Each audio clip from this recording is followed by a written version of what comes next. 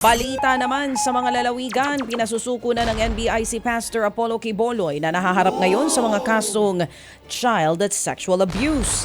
Siya na lang kasi ang tinutugis ngayong sumuko na ang 5 niyang kasamahan.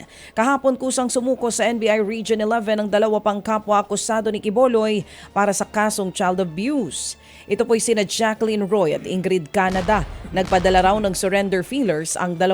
Matapos sumuko nitong Miyerkules ang 3 akusado na sina Crescente Canada, Pauline Canada at Sylvia Semanyes. Nagtungo naman ang NBI at mga pulis sa ilan pang properties ni Quiboloy para isilbi ang kanyang 2 warrant of arrest. Pero nananatiling hindi po makita ang pastor. Itinuturing na siyang pugante ng mga otoridad ngayon. Nakatutok ng binuong tracker team ng NBI, CIDG at Intelligence Community sa paghahanap kay Pastor Quiboloy. Lalo pat may 10 araw na lamang sila para mahuli ang pastor dahil kung hindi, ibabalik ulit nila sa korte ang 2 warrant of arrest. 10 sa 16 na mga barangay ng Antipolo ang may naitala pong kaso ng pertussis o ubong dalahit. Ayon sa lokal na pamahalaan, 13 kaso ng sakit ang naitala sa lungsod. Karamihan sa mga ito'y mga bata. Sa kabila po naman ng pagdami ho ng kaso ay hindi pa rin daw ho magdedeklaran ang LGU ng outbreak.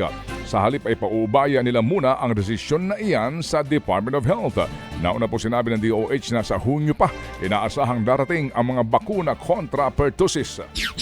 Nanganganib na rin ang supply ng tubig sa Baguio City dahil pa rin sa epekto ng El Nino. Ayon kasi sa Baguio Water District, patuloy ang pagbaba ng level ng tubig sa mga reservoir sa norte. Bukod sa bibihira lamang ang ulan, nag-evaporate din ang tubig dahil sa matinding init. Ang Santo Tomas Rain Basin sa Benguet ang siyang pangunahing pinagkukunan ng tubig ng Baguio. Posibleng hanggang Mayo na lamang ang supply ng tubig. Sa ngayon, mahigit 4,000 kabahayan nang nakararanas ng kakulangan sa tubig. Gumagawa na raw ng paraan ng lokal na pamahalaan para maitawid ang kanilang supply ng tubig.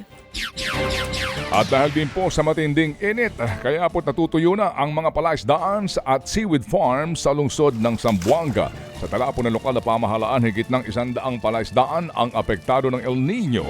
Nanlulumo ang mga negosyante lalo pat ilang beses na silang nagpalit ng stock ng isda at ilang pang lamang dagat, pero ilang ulit din pong nangamatay ang kanila pong mga alaga dahil sa pagbabago-bago ng temperatura itong mga nagdaang buwan.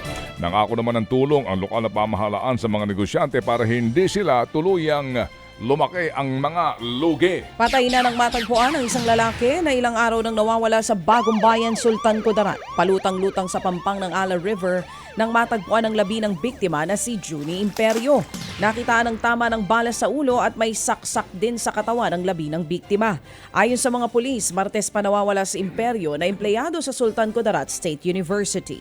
Napag-alaman na nawawala ang motor na pagmamayari ng biktima. Patuloy ang investigasyon ng mga pulis sa nangyaring insidente. Ted Filon at DJ Chacha ngayon nasa Radyo 5 92.3 News FM Monday to Friday 6 to 10 a.m.